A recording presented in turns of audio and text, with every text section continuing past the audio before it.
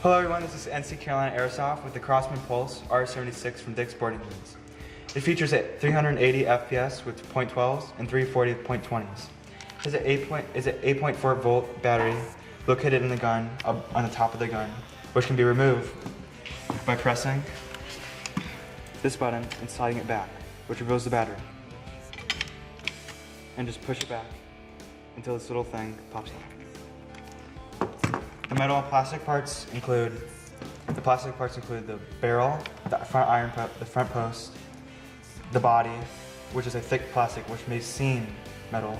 It has silicone parts, which are the front part, the handle, and the metal parts include the folding sock, which folds,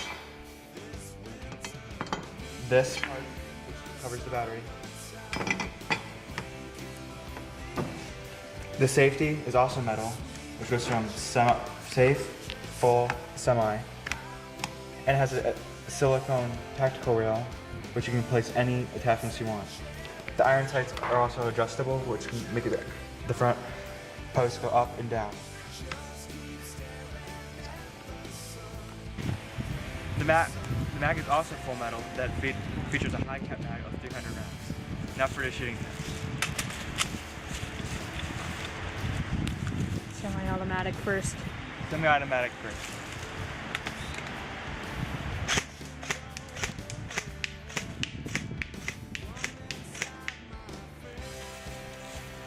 Now for fully automatic.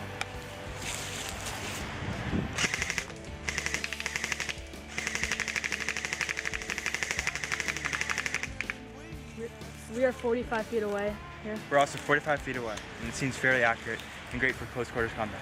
Let's see how he did it. As you can see, it has a tight bullet spread that is great for close quarters combat and aiming for tight spots, as it loosens up as you back away and gets longer distance. Thanks for watching, comment, and subscribe.